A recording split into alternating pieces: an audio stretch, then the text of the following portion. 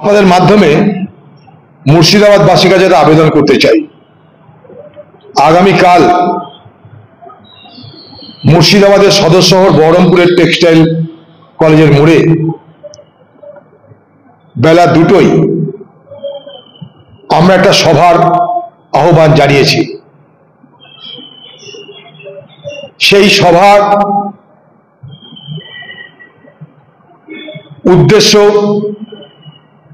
সারা মুর্শিদাবাদ জেলায় সাম্প্রদায়িক সম্প্রীতি ফিরে আসুক, সারা মুর্শিদাবাদ জেলায় হিংসা হানাহানি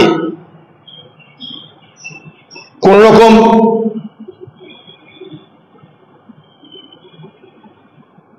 মানুষের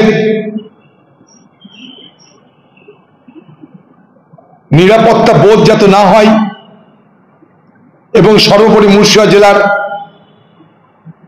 সকলে আমরা হিন্দু মুসলমান শিখ খ্রিস্টান যারা আমরা এই জেলার অধিবাসী তাদের এটা মনে স্মরণে রাখতে হবে যে আজকে মুর্শিদাবাদ জেলা সারা দেশ জুড়ে আলোচিত নাম। এই আলোচনা আমাদের সুনামের জন্য নয়, আমাদের বদনামের জন্য, যে আমরা মুর্শিদাবাদ জেলায় হিন্দু মুসলমান একসঙ্গে থাকতে পারছি না, হানাহানি করছি, হিংসা করছি, গুলি চলছে, আহত হচ্ছে, মৃত্যু হচ্ছে। কেন? পুলিশের ব্যর্থতা কেন? একদিকে প্রতিবাদ, আরেকদিকে শান্তিপূর্ণ বাতাবরণ পুনরুদ্ধারের জন্য, সম্প্রীতির বাতাবরণ পুনরুদ্ধারের জন্য কংগ্রেস এই জেলার সর্বসাধারণের কাছে আহ্বান রেখেছে। এই সভাতে আমরা ভারত সরকারের কাছে দাবি করব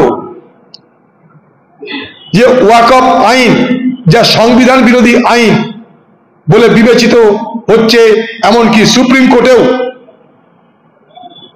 যে আইন প্রত্যাহারের দাবিতে পার্লামেন্টের বাইরে ভেতরে কংগ্রেস আন্দোলন করছে, বলছে, প্রতিবাদ করছে, সুপ্রিম কোর্টে যাচ্ছে আইনি লড়াই লড়তে।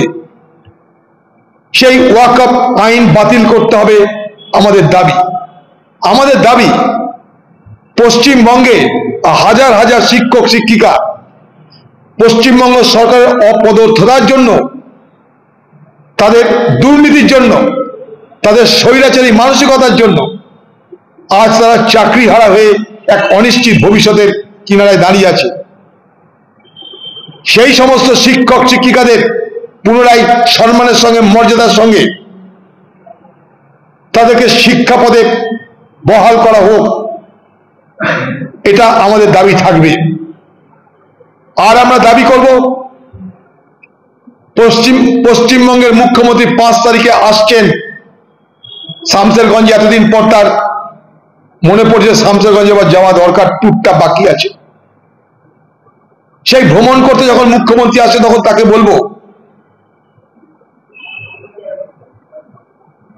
যে গোটা জঙ্গিপুর সাব ডিভিশনে যেখানে যেখানে হিংসা হয়েছে, সেই হিংসার আগুনে যারা বলি হয়েছে, হিংসার কারণে যাদের ঘরে মৃত্যু হয়েছে, যাদের ঘর বাড়ি পুড়েছে, সম্পত্তি ধ্বংস হয়েছে, দোকানপাট ধ্বংস হয়েছে, গুলিতে মৃত্যু হয়েছে, গুলিতে আহত অবস্থায় হাসপাতালে মৃত্যুর সঙ্গে পাঞ্জা লড়ছে, সকলের জন্য যথাযোগ্য আর্থিক ব্যবস্থা করতে হবে। আবার যেন তারা পুনরায় তাদের নিজ নিজ জীবনে রুটি রোজগারের পথ সুনিশ্চিত করতে হবে। তার জন্য আপনাকে আর্থিক মদত করতে হবে। পাশাপাশি যারা অপরাধী, তারা যে ধর্মেরই হোক না কেন, সেই অপরাধীদের বিরুদ্ধে কড়া পদক্ষেপ নিতে হবে। পুলিশি ব্যর্থতা কেন হলো এইভাবে? একটা অফিসারকে, দুটো অফিসারকে সরিয়ে দিয়ে লোকের চোখে ধুলে দিলে আমরা মানব না। এই পুলিশি ব্যর্থতা কেন হলো? এটা কি পুলিশ স্বেচ্ছায় করেছে, নাকি পুলিশকে বাধ্য করা হয়েছে আপনার দলের নেতাদের পক্ষ থেকে? তা আমরা জানতে চাই। কারণ শামসেরগঞ্জে যে ঘটনা ঘটেছে, সর্বত্র আপনার দলের লোকেদের নাম পাওয়া যাচ্ছে। একটা দুটো ছুটকো ঘটনায়